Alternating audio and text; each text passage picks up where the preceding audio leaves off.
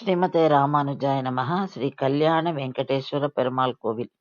இது ஆந்திர பிரதேசத்துல சித்தூர் மாவட்டத்துல நாராயணவனம் என்ற இடத்துல இருக்கு. இந்த இடம் திருப்பதியிலேருந்து 45 கிலோமீட்டர் சவுத்ல இருக்கு.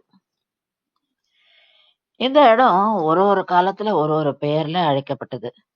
பல்லவ ராஜாக்கள் காலத்துல நாராயணபுரம் என்றும், விஜயநகர் பேரரசர்கள் காலத்துல நாராயணவரம் அப்படின்னும், சோழர்கள் காலத்துல நாராயண வனம் அப்படின்னும்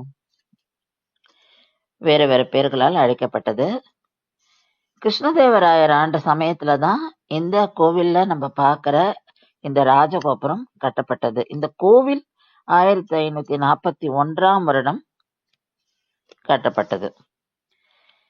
இங்க என்ன விசேஷம் அப்படின்னா, இங்கதான் ஸ்ரீனிவாச பெருமாளும் பத்மாவதி தாயாரும் கல்யாணம் பண்ணிட்டார். ஸ்ரீனிவாச பெருமாள் வேட்டையாடுறதுக்காக வர்றார். தன்னோட இடத்துல இருந்து வரும்போது இந்த இடத்துல பத்மாவதி தாயார பாக்குறார். கல்யாணம் பண்ணிக்கணும்னு ஆசைப்படுறார். கல்யாணமும் நடக்கிறது. இங்க பத்மாவதி தாயார் யார் அப்படின்னா, இந்த இடத்த ஆண்டு வந்த ஆகாச ராஜா என்ற ராஜாவோட பொண்ணு. இந்த ஆகாச ராஜா ஒரு நாள் தன்னுடைய நிலத்தை உழுதுன்னு இருக்கார். அப்போ அவருக்கு ஒரு பெட்டி கிடைக்கிறது. இந்த பெட்டியை திறந்து பார்த்தா அதுல ஒரு தாமரைப்பூ இருக்கு. அந்த தாமரைப்பூ மேல பெண் குழந்தை கிடைக்கிறது. அதனால்தான் இவருக்கு பத்மாவதி என்ற பெயரே வச்சாலாம். இப்படியாக வளர்ந்தவதான் பத்மாவதி தாயார். இந்த கோவில்ல இன்னொரு விசேஷமும் உண்டு. பத்மாவதி தாயார் சன்னதி பக்கத்திலேயே பத்மாவதி தாயார் தன்னோட கல்யாணத்துக்கு பயன்படுத்தின கல் எந்திரம் இருக்கு. அதுலதான் மாவு ப்ரிப்பேர் பண்ணலாம். மூலவ பெருமாளுக்கு இங்க நம்ம அவர் இடுப்புல வாள் பார்ப்போம், அதாவது கத்தி.